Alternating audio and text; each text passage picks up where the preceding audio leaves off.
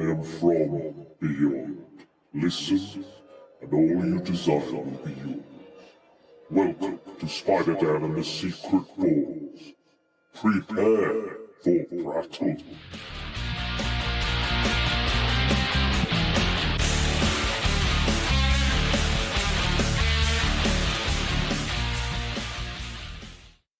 Welcome to Page of Apocalypse, a chronicling of every chapter of the 90s X-Men comic book event of biblical proportions, the Age of Apocalypse. I'm your co-host, the ever-uncanny, ever-astonishing Spider-Dan, and I'm joined by my Comics in Motion compatriots, a merry mutant who wouldn't know how to pleasure himself if he lost his right hand, Max Byrne. What? Thank you very much. I was wondering if I was going to be the one.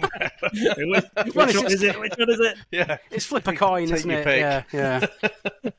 Thanks. High praise indeed, Dan. Thank you. Of course. Anytime. And Dave Horrocks, who wouldn't mind finding himself in a volcanic bath with the smoking hot magma. This is true. So good to speak to you again, chaps. Oh, yes, I've been looking forward to this one, and we are going into space, much like Katy Perry and the crew of the Blue Origin. But hopefully this won't end as poorly on the old social medias with all the public reception that this podcast is already having. We're having so many negative comments and negative feedback all the time. I kid, we're getting nothing. Give us more positive feedback. We want all of it. Comments and everything. Likes, shares, subscribes, all the things. This is available not only on Spider-Dan and the secretballs.com, it is available on Comics in Motion as well. So actually, listen to it twice. Why not? But yes, we are back in the Age of Apocalypse. And yes, we are going into the Shi'ar galaxy with Remy Lebeau's ragtag group of merry X-Men to steal from the Shi'ar Imperium and give to the rest of the multiverse, as Gambit tries to save not only his own reality, but every reality known in existence.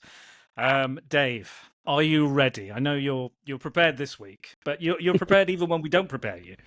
But yeah. Are you ready to give us the synopsis for Gambit and the X-Ternals? I haven't actually read this out loud, so we'll see how it goes, but sort of yes. Here we go.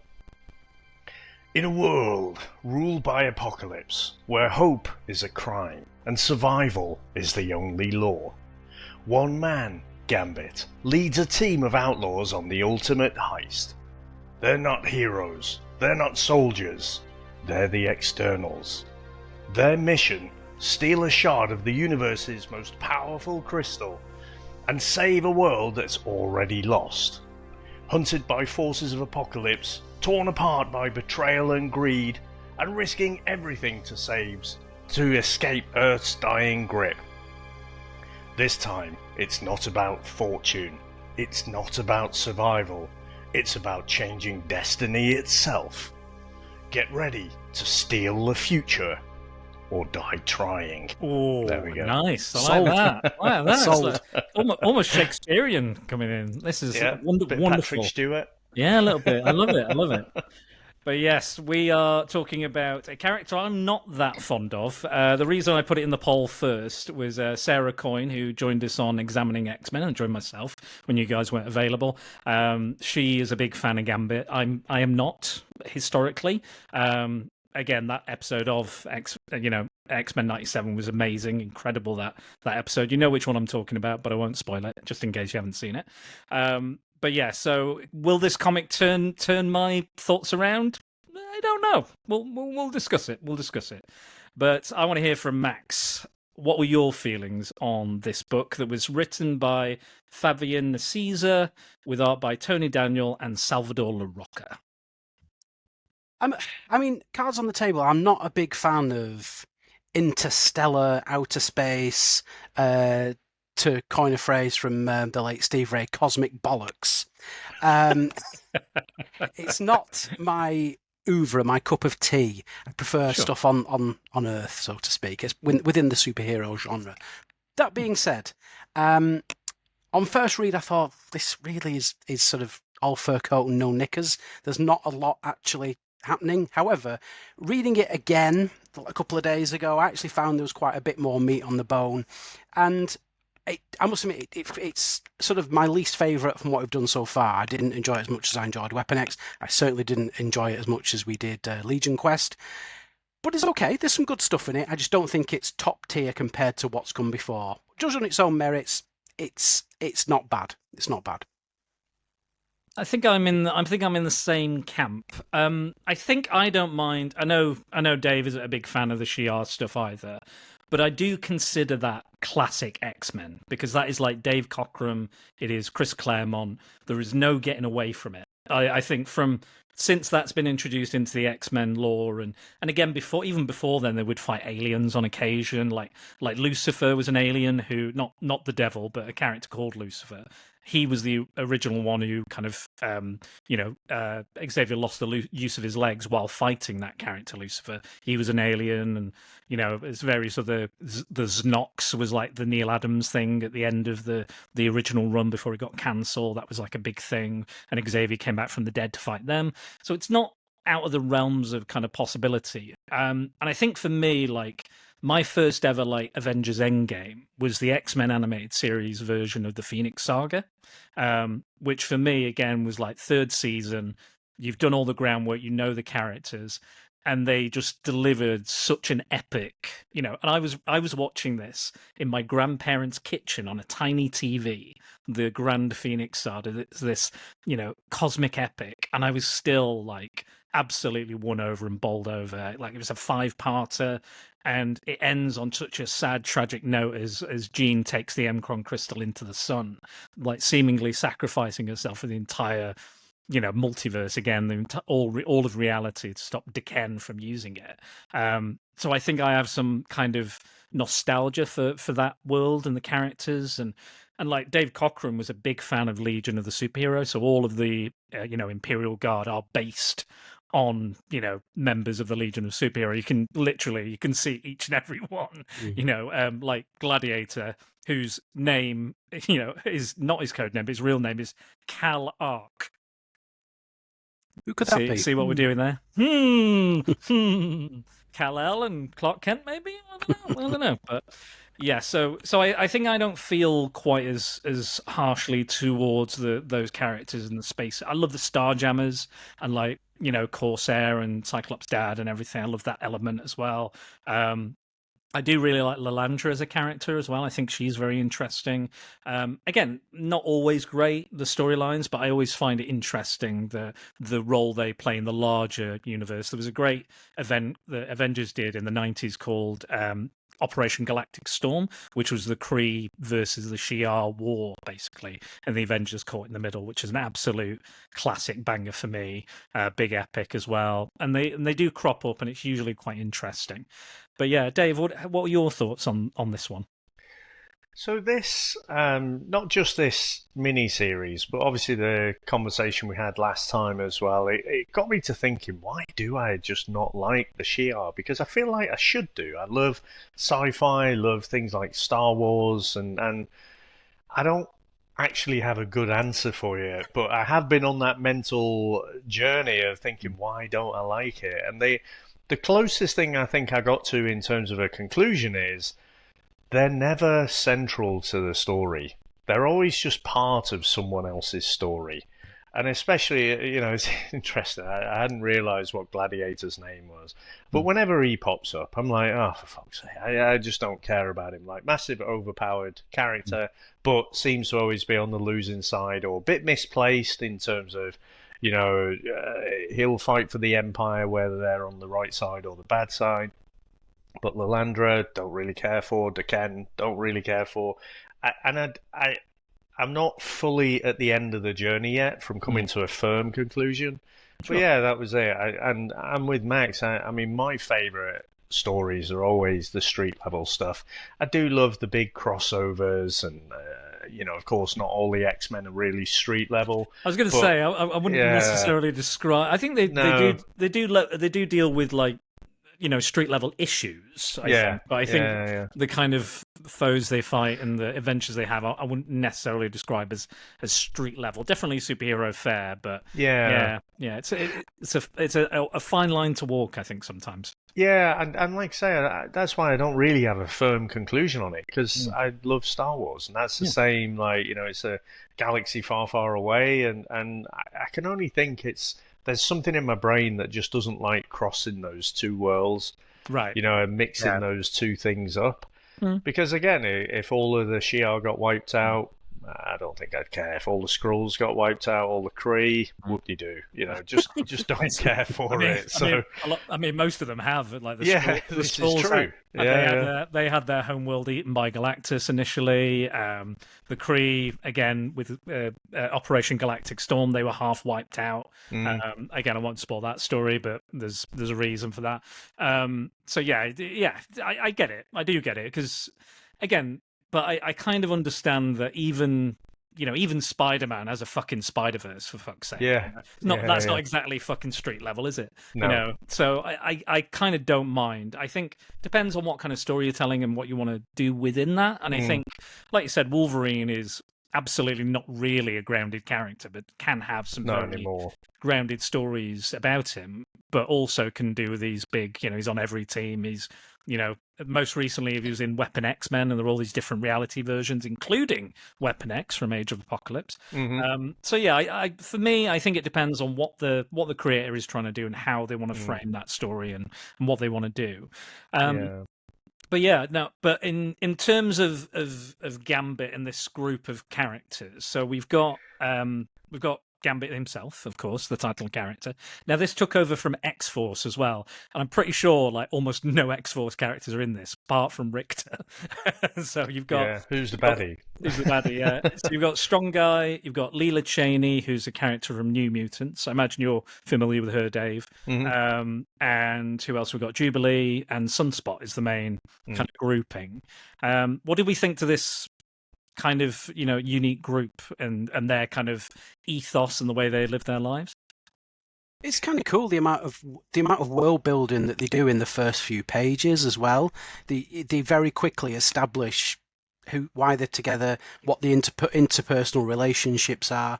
That's something I admire about the whole thing of the Age of Apocalypse, is the amount. It's not just a case of, right, Apocalypse has sort of subjugated the Earth, we're all fucked, we're going to deal with it. They create an entire new reality, and not just going, this is the reality. They create an entire backstory as well for everyone. See how they manage to do that. So I like the way they throw them together. I think it doesn't seem too far-fetched. It doesn't seem implausible. It doesn't seem like we'll just pick you, 4 names out of a hat. That's your externals group.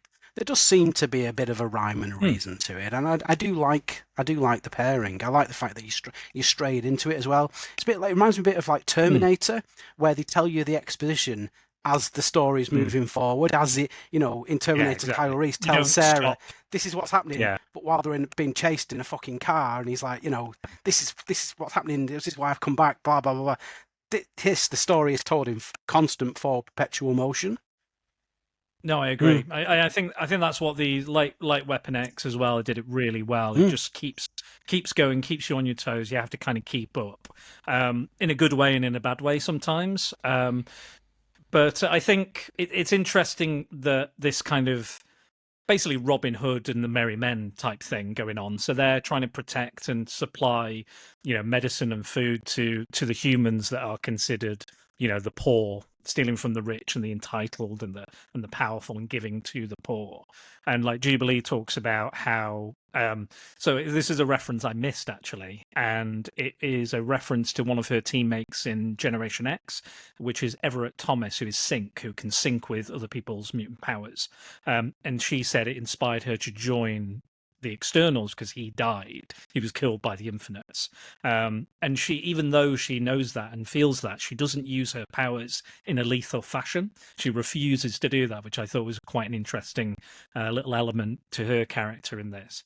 Apparently she was going to have a pet falcon as well at one point. they nixed that idea because they couldn't think of a good reason for it to have one. And I was like, yeah, it doesn't really. Don't think it really suits Jubilee, fireworks and party girl. I don't know if a Falcon all of a sudden matches with her character, even in this very different reality. It's bizarre. But yeah, it's a very interesting kind of group. I guess Sunspot was also in X-Force, actually, thinking about it. And New Mutants. Well, New Mutants became X-Force, didn't it? Yeah. So yeah, absolutely. And Richter was kind of in the New Mutants as well as it progressed, as it changed over. And speaking of Rob Liefeld, I do think the first two issues, the second issue especially, gets into kind of really bad 90s artwork for me. I felt like it was really like the first issue I didn't mind so much, but then the second issue I was like, Jesus, this is hard to look at. Very, and I don't know what quite changed, because I got to the end of the second one and I'm thinking, oh Jesus Christ, this is hard work. And there is one little panel in particular where Richter is holding his hands up and he's got this tiny little waist and he's got the back of Arnie, and he just looks ridiculous. And I'm like, wait till I speak to Dan and Max. I'm gonna fucking launch both barrels at 90s comics.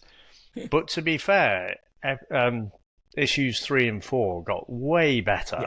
Salvador LaRocca is an absolute. Yeah.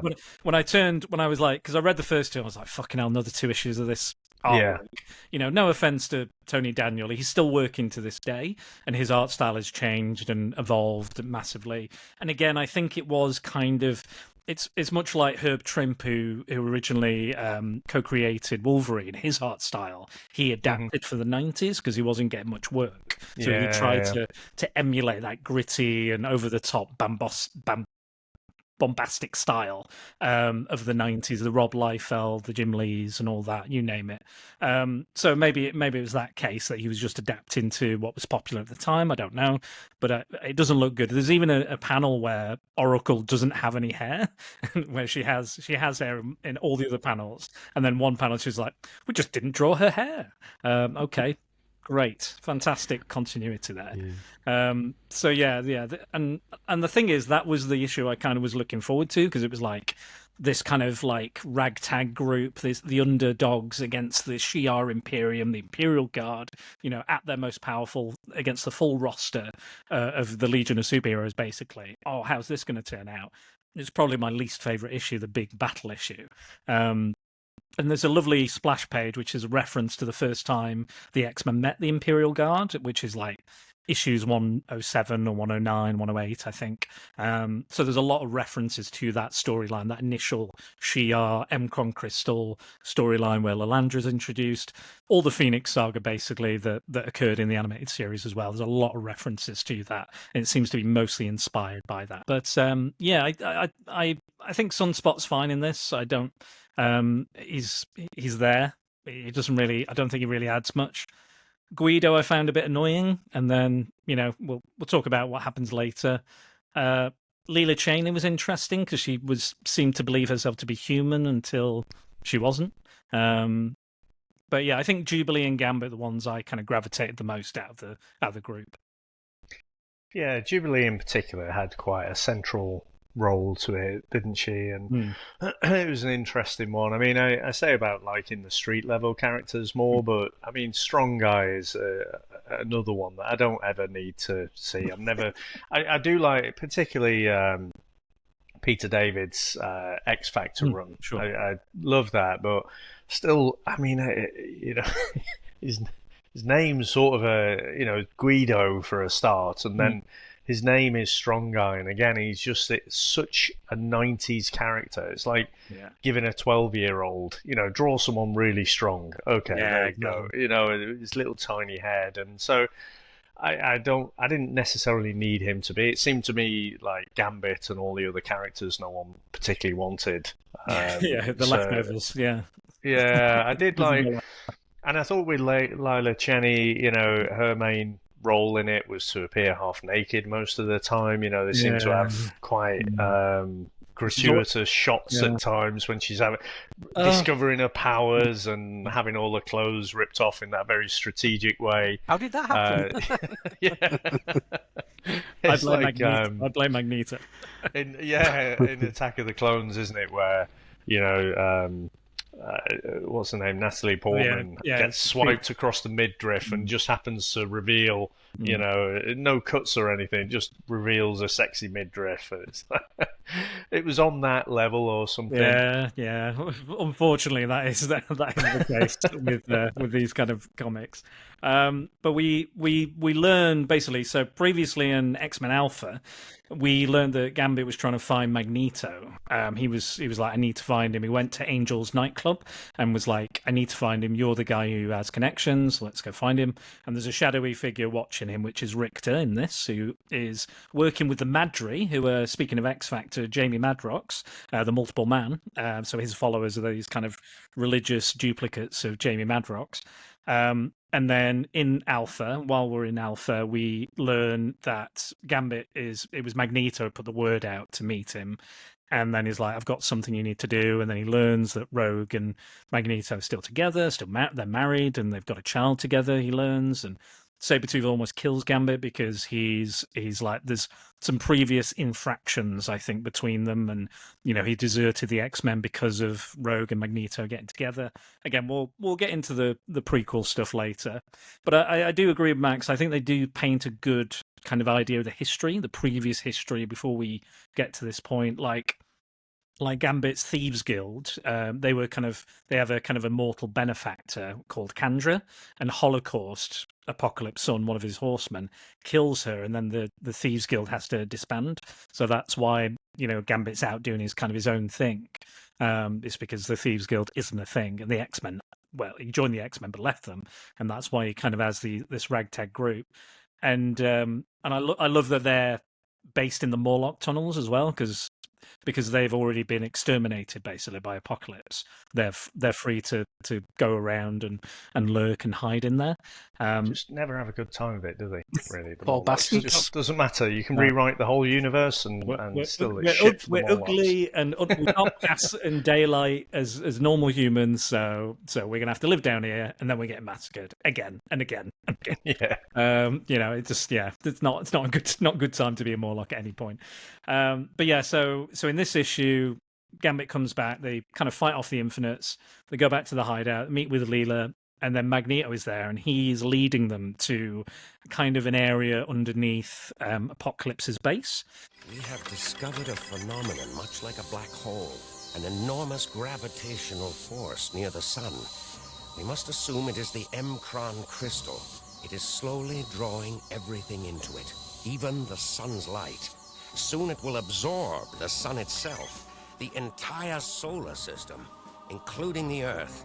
The rest of the galaxy may well follow, though by that time we shall have long since ceased to care. There's gotta be some way to stop it. There is one hope. The X-Men. Maintain full power! Don't give up! I regret, my Empress, that my service to you must begin under such circumstances.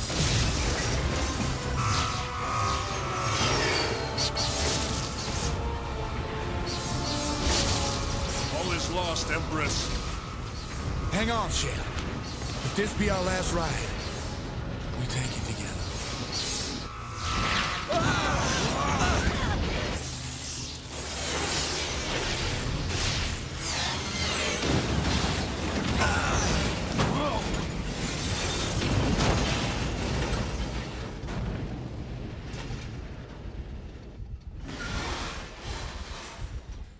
If this is death, it's not so bad, huh?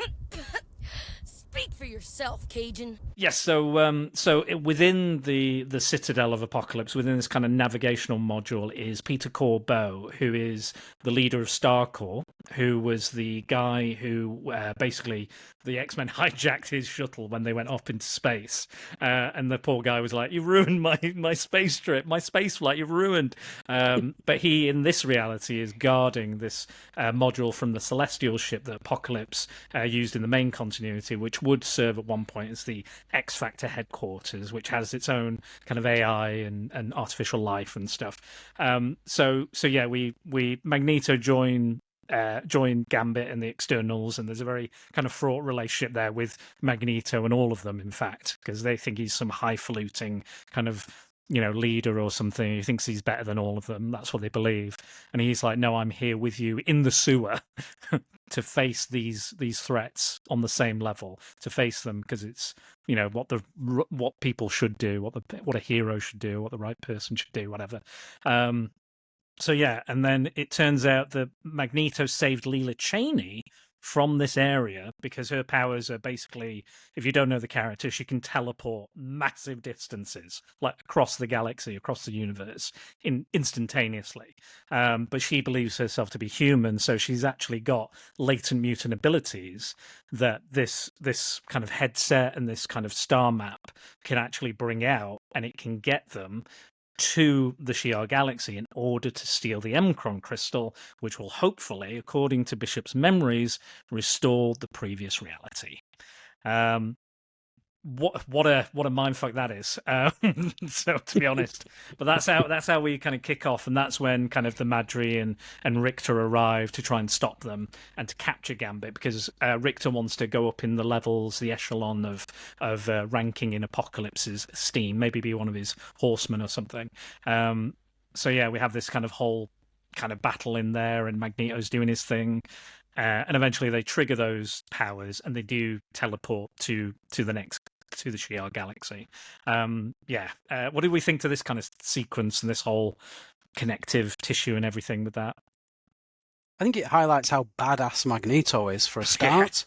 Yeah. I mean, the very first introduction of him, how great does he look, that panel there, where he looks absolutely jacked beyond belief. I don't think he's ever looked as big as he is in this reality. He's fucking so hench. He's massive. No, his shoulders are like wider than if I put my arms out as far as they'll go. Yeah. But there's even a panel when he first appears, there's a panel that says he's one of the deadliest men on Earth.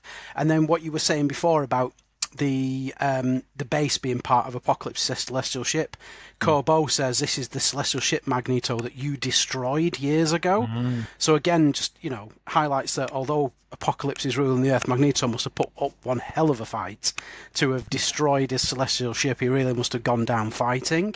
Again, it's that layers, adding layers to the story of stuff we'll never see, but you hear about it, and it just makes this present reality seem all the richer for it. But it's great. It just highlights what a bad motherfucker he really is. He's ace. And it's it's a great Richter as well. I find him to be. Yeah. He's like a sort of shitter version of Donald Pierce from Weapon X, and that every time you think he's gone, he appears. Every issue you think, oh, I think we've maybe seen the last of him, and then he just appears going, "Hi, I'm not dead. I'm coming to get you." But he seems like a less imposing, less dangerous one. He's a bit of a sucker, really. I actually feel a little bit sorry for him as well. And again, no spoilers for the end till we get to the end, but I feel a little bit sorry for him, really. He kind of, all his hard work is for nothing. He is just a blind faith kind of sucker, isn't he? Yeah. Like a proper sycophant, and he's an opportunist. He's trying to do this, trying to capture Gambit, and only really to enhance his life, not necessarily improve Apocalypse's life, which again we will see at the end. But yeah, it's quite a jump, quite literally, a spatial teleportation jump into this adventure. I can see you nodding there about Magneto being a badass, Dave. What did you think to this issue and how it launches us into this adventure? You'll never get any disagreements from me on Magneto being a real badass, but I do feel like the artwork was overdone a bit, and just the whole meeting of Magneto and the X-Ternals, and he just looks like he's a cackling villain almost, in the shadows, and people can't just meet up and have a chat, It was interesting, and again, I don't think that was more the second issue, wasn't it? And that's where it was like, I was feeling that 90s artwork fatigue, just about how everything looked. But I did like the way it kind of centered, even though she doesn't appear anywhere. Rogue features quite prominently in the story, doesn't she? Is out of the love of Rogue. She's a key factor, really. Absolutely, she's the reason. She's the reason they succeed actually. In Yeah, fact, yeah. technically. So that I thought that was interesting. I actually quite like Richter from the X Factor comics, so I was a bit disappointed to see him in his villainous kind of Age of Apocalypse role. And I agree, there's a lot of parallels actually between the Weapon X storyline that we did and this one as well, you know. Go off on a mission, try and achieve something, someone makes some sort of sacrifice, you know, there's a bit of a double cross, you know, and obviously these stories have to be architected, so I don't know if that's more coincidence or that's deliberate. You know, each of these miniseries as we go through, someone's going to be actually working on Apocalypse's side, so they're going to be, you know, trying to help the goodies, but, you know, actually being a double agent kind of thing. So, yeah, I did like the second issue, the way it all came together. Because the first issue was more about the table setting, wasn't it? It was introducing the team, getting used to everyone's Age of Apocalypse characters. And then, it was more about Gambit's agreement with Magneto, even though he should hate him, you know, because he's stolen the woman he loves. Yeah, I like as well as it ends, because like Magneto's like, you're wasting time. I can kill these are losers basically to me. These infinites I can handle. I'm the master of magnetism, the most dangerous man alive. Don't worry about it. You get off to that mission, because we don't know how long Leela can open this portal as her clothes start coming apart. Which is why she gets a new outfit. I thought it was fine. I think the first issue is fairly good at setting the table, like you said. And then we get into the next issue, which again lands them right in hot water, and it's basically the big kind of double splash page of all the externals and Richter, who jumps in after them. And he's like, "I'm gonna get you, Gambit!" Jumps in after it. Oh, there's Max showing it. Wonderful. Look at that. Look at that.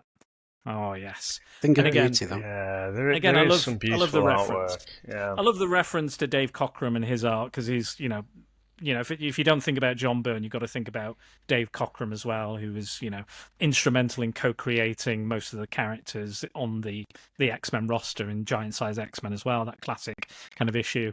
And we have this kind of tussle again. I don't think this issue really does it for me. I think I was expecting more than what I got. We meet this character called Jonath. I think his name is Jonath, and he's a former Shi'ar warrior. And we learn Lilandra is dead, killed by Deken. And Deathbird joins the Starjammers. I'm kind of a bit of a fan of Deathbird. She originally appeared in Chris Claremont's Ms. Marvel. But again, they'd already established a Shi'ar and stuff. But when I was reading early kind of Jim Lee stuff, she turns up, and I was like, she's kind of a bit sexy, kind of a bit evil. I'm kind of into this. Not into birds particularly, but I mean, I am into evil birds, Lynn sort of thing. Not avian people is what I mean. But again, quite a sexist term, but there you go. I like that character. But yeah, we learned that there was an emperor that died, and Jonath and his group, cadre of warriors, were excommunicated, and they became farmers on this planet, and they're kind of more religious, and they kind of explain that the planet is alive, and it called Leela to it to witness. Basically, this is what I really like about this and the following issue, is I didn't really get what was going on in Legion Quest for the whole crystallization thing. Why is the Mcron crystal involved?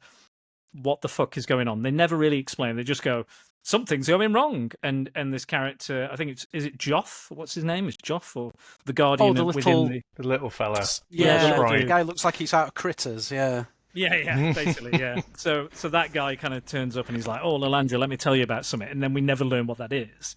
This book kind of fills in that blank for us. So we learn that the crystallization effect in Legion Quest is happening here in this reality, and it's emanating again from the Mcron crystal, and it's slowly but surely that all of them are blinking out of existence. So throughout the issues, you see more and more of these blinks. And Sunspot is slowly absorbing that kind of, solar energy or whatever the energy is from the Mcron crystal, becoming like white hot with power. And we learn in the second, going into the third issue, that the door to all realities, the nexus of all realities, is the Mcron crystal, and this door has been left open because Legion, by killing Xavier, So all these realities are kind of inextricably linked together. And because Legion broke the reality, he left the door open. And this broken version, the Age of Apocalypse, is like affecting each and every reality with like a cancer almost. It's spreading and it's causing this crystallization effect. And it is going to basically, it's broken and it's causing all the other ones to be broken. So this is not just trying to save or restore the Age of Apocalypse to the original kind of timeline reality.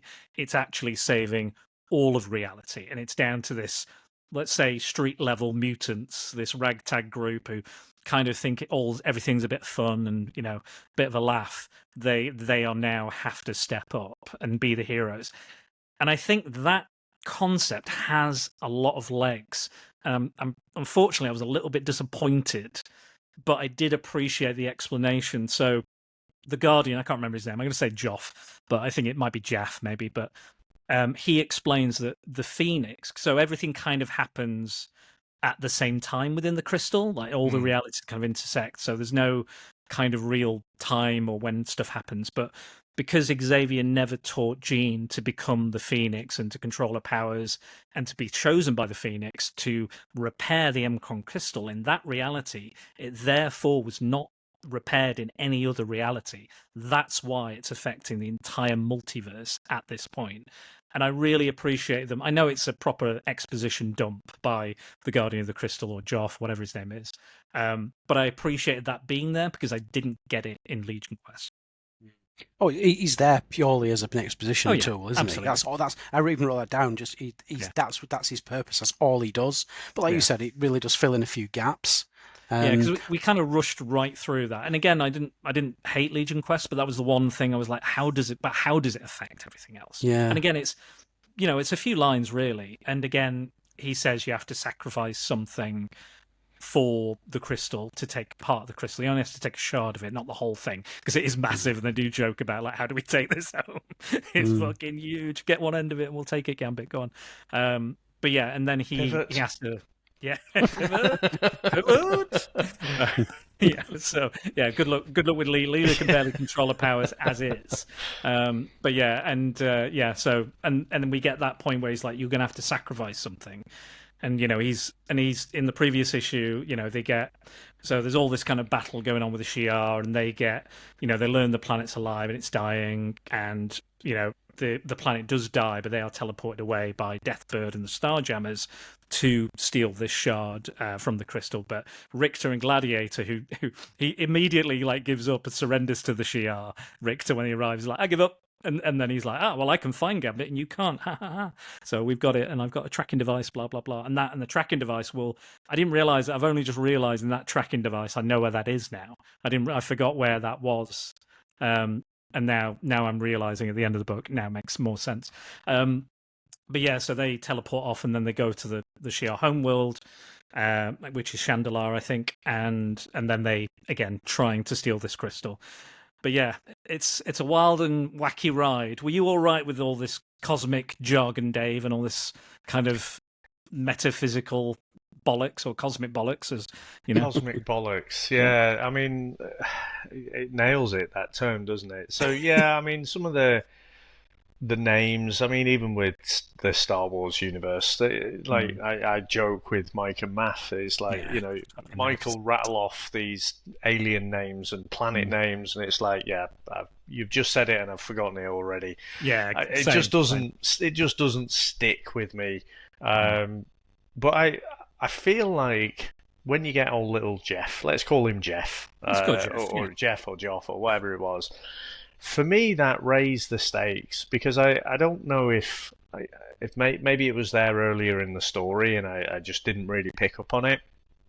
But I was sort of constraining my thoughts to this in the 616. So, this change has happened in the 616, and now we've got this Age of Apocalypse, which is a 616 spin-off. But that's it. You've still got the multiverse out there. You've still got all these other realities, and they're just happily, doing whatever they needed to do for the story, whenever it's needed.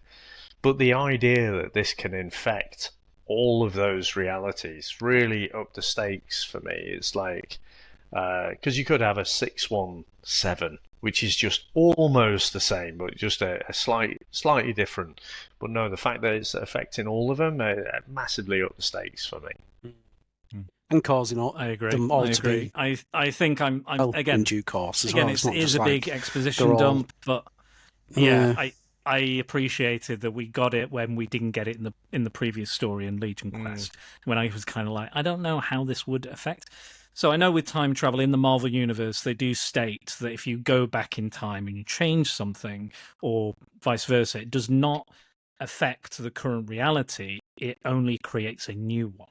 So like Days of Futures Past, when they succeed and they stop Senator Kelly from being assassinated, the Days of Futures Past timeline doesn't stop. They're like, what happened? They're like sat there cradling, Rachel Summers is cradling Kitty Pryde. She doesn't wake up, or she's about to wake up, and they're like, did anything change? What happened? And that's the tragedy of that, is that the reality is separated from the pre-existing one. The 616 reality has changed, but it hasn't. That's just a new timeline, or the same timeline, but their timeline is now divergent and separate, which is another thing. So it sticks with that kind of rule of the universe as well, whether it's alternate timelines or alternate realities. They kind of are somewhat sticking to the established lore and continuity of the Marvel Universe. Yeah.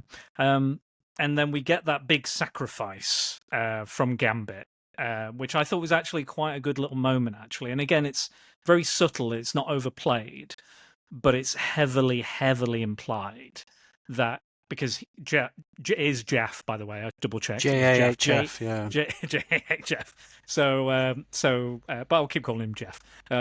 So Jeff says you've got to sacrifice something to take a shard of the crystal back and to restore. Because he even mentions the only person who could see what was happening was Bishop in his mind, because he was a chronal anomaly. I don't know why Cable didn't see it, but I guess I'm sure there's some timey-wimey reason why he couldn't view that, but whatever. So he does that, and he says you have to give up something. And Gambit's like, what do I give up? I don't have anything. I'm a fucking low-level thief. I steal things. And then he realizes he has to give up, again, heavily implied, but it's to give up his love of Rogue in order to save Magneto, Baby Charles, Leela, you name it, everybody. And then that's what he does. Again, heavily implied, doesn't out. I think he whispers like Rogue. So again, heavily implied, but it's not outright stated. But I preferred that. I liked the subtlety of that moment. That he knows he has to give up the thing he loves most in order to do the right thing, which I thought was a very, very clever and smart. This rogue, this thief, to do the noble thing. And even Magneto says you're not. He says in the first issue, you're not a noble man. You're not a gentleman. You never were. But in this storyline, he does, step up and becomes the hero he was meant to be. Yeah. I think it's supposed. Oh, sorry. Go ahead, Max. No, I was going to say, it's jumping back a bit, but Jonath, the character they meet, who's this former go ahead. soldier who's been forced to live out his days as a farmer. When he introduces himself, he says, I'm half Shi'ar and half Mephistoid. Yes. And I was wondered, is that some kind of reference to Mephisto? Because he actually he has a look of Mephisto, the classic depiction of Mephisto.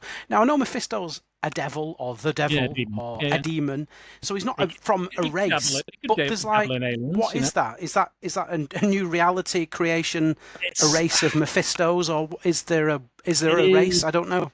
It is a thing, but it's fucking like vague. But I can't remember exactly what it is. But I think it's like an alien race. Let me Google it right now for us. I mean, it's clearly an alien race, but they're called Mephistoids, and he does have a look of Mephisto. Luckily, it's on UncannyXmen.net. So here we go. Okay, right, I see. So, who are Mephistoids?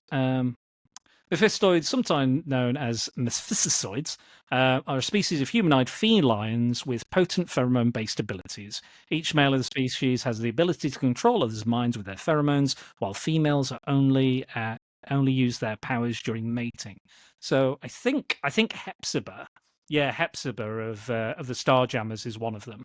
So she's the feline cat lady. Yeah. Who's like, meow, Corsair, meow. Yeah. She's the one. So she's a Mephistoid. But yeah, doesn't seem to have any links to Mephisto as far as I can see. What a shame. It's purely just the name. There's even one who's a Nova as well, one of the Nova Corps. But yeah, there's only 3 of them that are real characters or anything. But yeah, but no, that's something even I didn't know, and I'm a fucking nerd. So yeah. Oh, well, that's cleared that one up. I guess he's not a descendant of Mephisto. I'm gutted about that. Instead, he's a pheromone spraying fucking cat. Marvelous. Yeah, you own one of those, don't you, Max? So. Or a couple, I think. But more than one, more than one. Yeah, I mean, I guess Gambit gives up, and I'm glad you spelled it out, because I wasn't exactly sure what was his connection to Rogue. What was that? That's exactly why, because I read it and I was like, but you kind of like you can see it in very small lettering. I was like, yeah. And also, the big indicator for me was how much he cares for Leela in the following issue. Yeah. Like he's suddenly, because they have this kind of will they won't they kind of thing. He's like, oh, you've been with me, you're my lover, but he kind of implies that he doesn't really care. He's still in love with Rogue. Yeah. So and then after that, you notice that he's like, oh my god, Leela, don't get hurt. I'm looking after you. Don't worry. Like Guido throughout the entire thing is like, Leela, let me save you. Are you okay?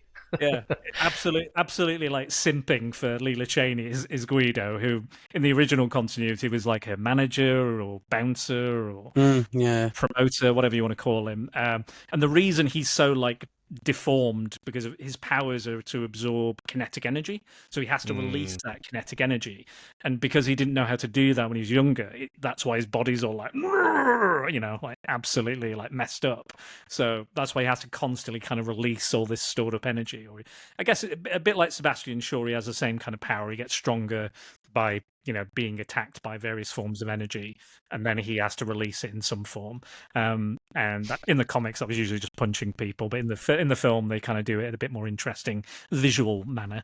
But yeah, so that's his kind of reason. But yeah, so and then you see him being a lot more kind of like doting and caring, and he talks to her more. And other times it's like, we're not serious. It's not a serious thing. It's something, we're just seeing each other. It's fine, So yeah, after that, I noticed like an absolute like, and again, right at the end of that final issue, because he again gives up the love of Rogue to save the universe, but also might condemn the universe because of his new love.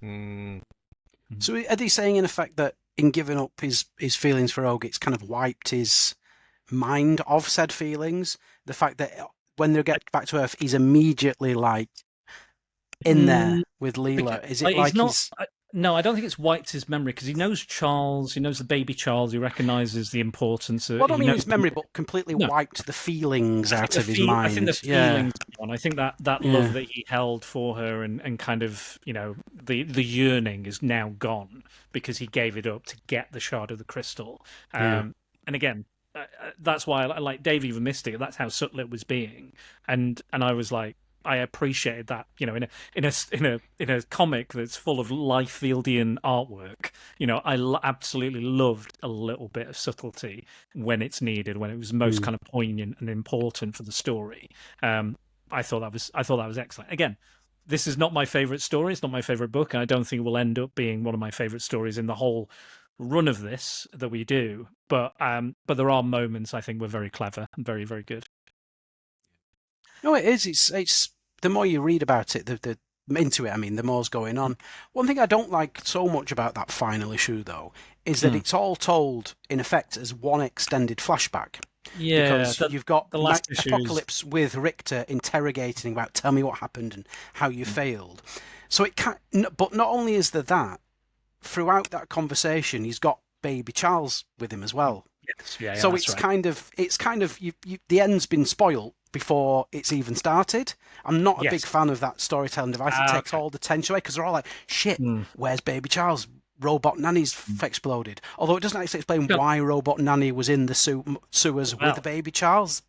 Well, that will be told in another miniseries. I won't say which one, but yeah. So that nanny robot is actually again for another reference back to a kind of classic Chris Claremont and John Byrne issue where basically he was in the Arctic. It's when they get separated. Phoenix and Beast get separated. They believe the X-Men are dead, and the other X-Men find themselves in the Savage Land because they're in the Arctic. It melts, volcanic lava and magma go everywhere, and then they kind of get separated. But in that, Magneto has this kind of like thing that this trap that affects their nervous system, so they basically become like toddlers and they can't eat or speak or do anything. They can't access their powers.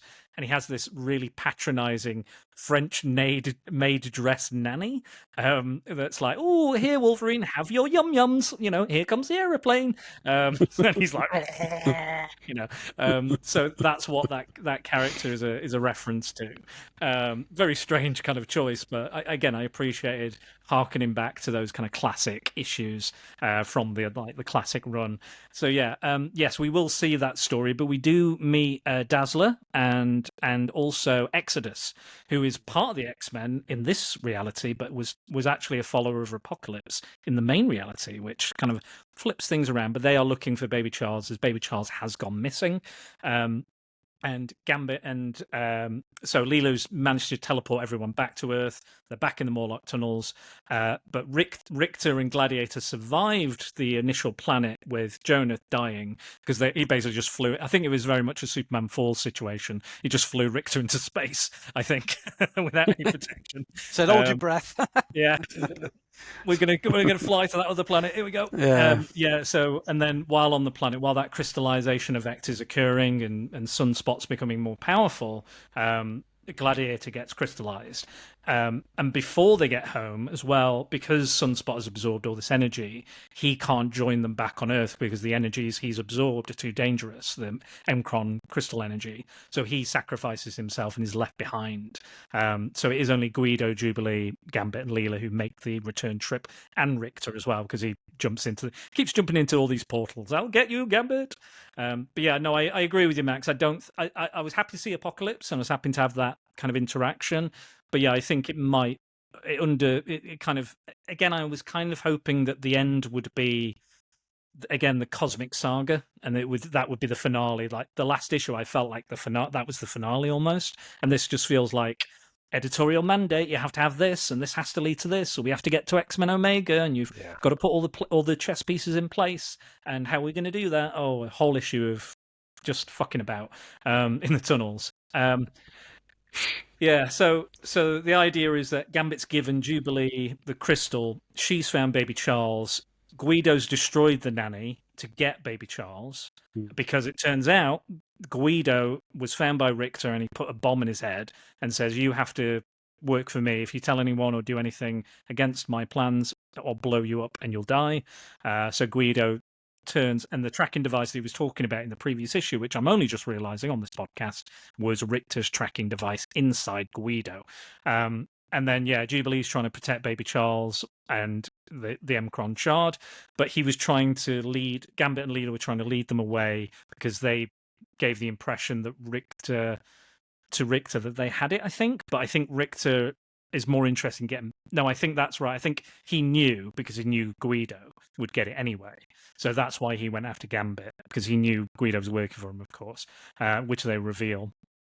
So they separate, they go down different paths, and then Gambit realizes he should double back and try and help them, because I think they're heading to the X-Men's base, the X-Mansion, I think, or wherever they're... I can't remember where they're based again. But yeah, this was not my favorite issue of the bunch either. So I think the first one's fine, third one's good, second one's meh, but this one, I felt it was very much an editorial mandate. What did you think, Dave? Yeah, pretty much. And as Max said, it sort of spoils because of the flashbacks. I mean, immediately you're thinking, well, this isn't going to go well for Richter. No. But the fact that he's got Baby Charles there does sort of take away that. Where is this going? You see the baby, don't you? You see him holding the baby. So I was like, oh, guess where that is. Guess what? But it was only going through a second time, to be fair. So I got to the end and I was like, oh shit! I thought, this is. it's blown out this Age of Apocalypse world, but at some point it's got to all culminate back in. So I didn't actually expect that Apocalypse would walk away with the spoils, but it was right there. But yeah, so I was a bit surprised. He's won. The villains have won. Yeah. Like Gambit stopped reality from dying effectively, but he's, Apocalypse. This is the Age of Apocalypse. It's his age. It's his era. So yeah, and he has all the power. He's holding all the cards. Forgive the pun. But yeah. So yeah, he wins. But yeah.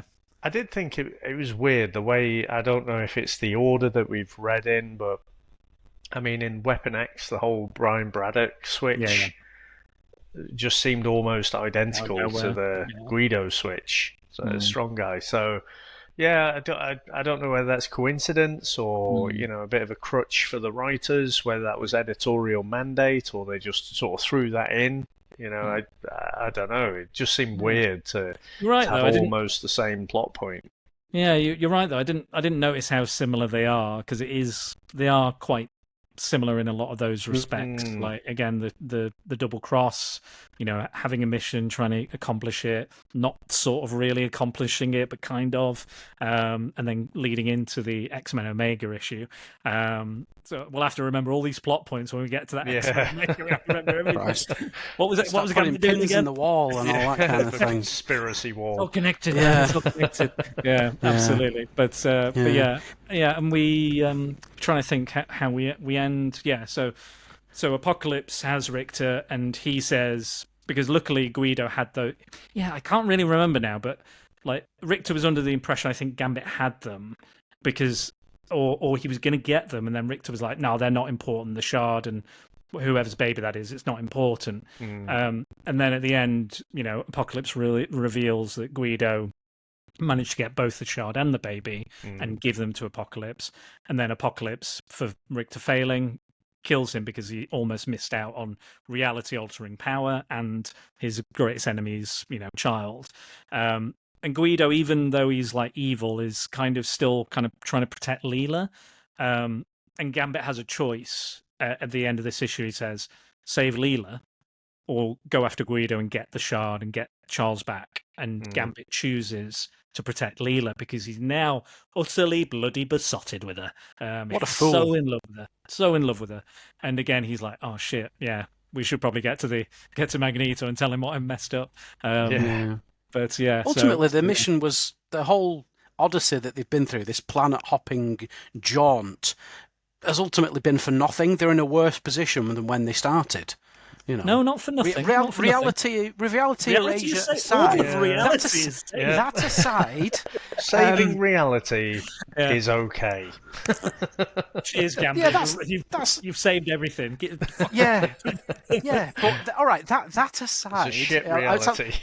What have the Romans ever done for us? That aside, it's like, what you were meant to go and get and bring back to me is now in the hands of evil incarnate, along with my fucking son. Exactly. My child. Although surely Magneto's had a bit of a think and thought, okay, when and if we accomplish our mission and undo this whole mess and put everything back the way it was, my child will be erased from reality. So surely has no one had that thought and thought, that will never... Yeah, but also I think that there's still, it's still real to them, isn't it? It's still their reality. So, and something could happen before that. All these various missions that we're talking about could all fail, and they all kind of have so far. Sort of failed. So, maybe he's right to say, yeah, I still want my child with me and safe, even if the reality is going to erase. Because we've got to remember as well, the Scarlet Witch died. So he's already had a child who's died, or several. Maybe if Anya's dead, I'm not sure in this reality if Anya died as well. Yeah, Quicksilver's still alive, isn't he? Yeah. Quicksilver's still alive, leading one of the, or co-leading one of the X-Men teams with Storm. I think that's astonishing X-Men, I want to say. But so there is that factor, I think, in his character. So I get what you're saying, but I think they're not, because they've lived in this experience. It's not like hit the reset button, start again, play it through again. I don't think it's as simple as that for him, because Magneto talks about having to sacrifice his world, his life, his loves, his history, his family for this previous reality, because their reality shouldn't have happened. It broke reality, if anything. So I get what you mean, but I think, again, his child could still die. And who's to say, Max? Maybe this reality continues on afterwards. Who knows? Yeah, okay. It's just, surely they would have contemplated it, Yeah. I mean, like, if we're going with that law of the time travel and the alternate realities, they're attempting to send Bishop back to erase what Legion did. So if that's the case, then they are just creating another reality. So their reality isn't going to change. It's it's a new one. So it might not even be 616 technically that they have, because they're well, I guess they're going back to stop that from occurring. So so 616 is kind of restored, but their reality could continue. But I won't spoil it, Max. I won't spoil it. So we'll just have to see. But yes, before we, is there anything else we want to say before we slowly come to an end? I think I read this after you guys had read, and it seemed you were a bit underwhelmed. I thought it was okay. I didn't enjoy it quite as much as Weapon X. I didn't think it was terrible. Had it continued with the artwork style from the first 2 issues, I think I'd be saying something quite different. But I think so. Just the artwork change helped me enjoy the issues a little bit more. Yeah, go and look up Salvador LaRocca. He's a stunning artist, absolutely amazing. His style does change quite drastically. It's still quite similar to what he's doing here, but it's very, very much different. I think he went on to do Fantastic Four not long after this with Chris Claremont, actually. It was weird. It was almost like within this tiny little mini-series going from the 90s into the 2000s. It really, it Light looked years more ahead. like a 2000s comic in the issues 3 and 4. But yeah, I thought it was serviceable. I thought that it didn't need to be called Gambit and the X-Ternals. Could have just been called the X-Ternals, or I don't know if that has extra selling power. I think Gambit's huge sort of 90s character, wasn't he? So maybe it was trying to increase the popularity of the book, shift more copies, more units maybe. But yeah, I thought it was all right. I didn't not like it. Didn't love it either. Yeah. I completely think agree we all, with Dave. Yeah, 100%. I think across the board we're all in agreement, much like we were in the previous miniseries. We all loved that. Even with its flaws that we had. I think this one has more flaws, and it feels more like. And again, like Fabian Nicieza is one of the classic kind of X-Men 90s writers. I'm pretty sure he was the guy, or it was either that or Scott Lobdell, who took over immediately after Chris Claremont finished. So they're like the X-Men guy after him, after his 11, 12, 20-year run, or however long it was. Created all those. Liefeld did the artwork, but he put the sort of early personality into Deadpool, Cable, all those kind of all 90s of those, New Mutants / going into X-Force characters. Yeah, it's not like there weren't other creators working on X-Men books at the time, like X Factor and Louise and Walt Simonson and all the other books that were going on, but he's the one that directly took over with Jim Lee, I believe. If I'm mistaken, someone correct me. But yeah, I believe that was the case. So I'm the same. I think it's fine, not great, not perfect. Again, it has some good. I think there's some good issues, some good elements and story beats and character stuff in here. Again, like Max says, the world building and the previous history being kind of filled out for us each time, and knowing where these characters are and what they did, and possibly where they could go or what's happened to them to make them like this is also very, very interesting. So yeah. No, the sheer amount of planning that must have gone into that, and to coordinate against several concurrent titles as well at the same time. You can, like we've said about we can kind of forgive it upon as them well. by editors. We can kind of forgive it as well. It's an undertaking and a half. Yeah. Like nowadays, they would be planned years and years in advance, these things. Like that was like, no, we're just going to do it. We're just going to fucking go for it.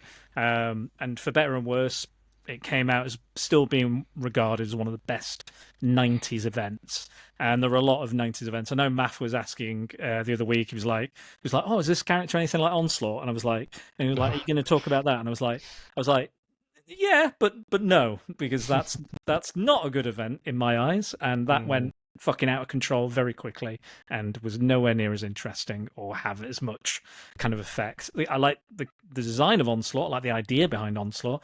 Everything else, Onslaught. Well, you're wrong, Max. You're wrong.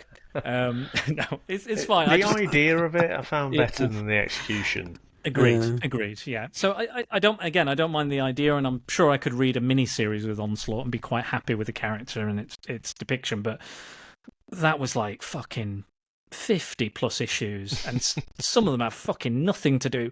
You know, why is Elektra teaming up with Wolverine in this? Why is Spider-Man fighting Sentinels? Do I care? I don't know. It got out of control very fast. I think this was contained enough that it still has focus. Don't get me wrong, there are issues and other spin-off-y things and stuff, but I still think this was kind of, they knew exactly what they were doing, and they had people at the helm, be it editors or writers, artists, that knew what they were doing and where they wanted to go with it and what would come after as well. But yeah, for me, Onslaught was not a great event. I read it on Marvel Unlimited a few years ago, and I was like, I can leave this quite easily, quite happily. Yeah. Again, a few cool moments in there, but yeah, not for me, that particular one. Yes, anything else we want to say? Any characters or anything we want to mention? Or just say about the creative process that you just alluded to there. I mean, we take for granted, don't we? So now, you know, we're communicating over the internet. If we needed to drop files to each other, oh, hey, check this or whatever. This is mid-90s, so it's all telephone calls. Beepers. Pages.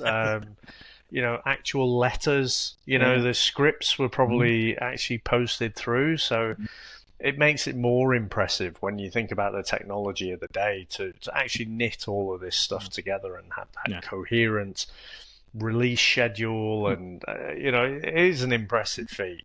And again, it's what made the MCU so popular, is making cinema goers in love with the continuity and the idea of shared history and referencing things and stuff like that. That's, you know, the bread and butter of comic books, and that's exactly what Feige knew and said, if we do this and we keep it, you know, continuous and, you know, again, play around with it a little bit, but still keep it consistent, then, you know, they did gangbusters and still are. You know, Thunderbolts is out this weekend, and you know, they're still making money off it and stuff. So we shall see. But as we come to an end, I'm going to reveal the next book we will be doing. So let me find it. Here it is.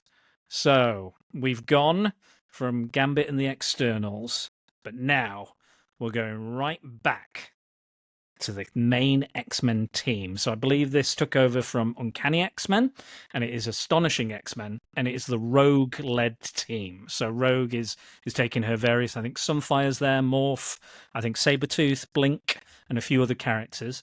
Their mission in this one is to stop Holocaust, who I mentioned earlier, the son of Apocalypse, from culling humans.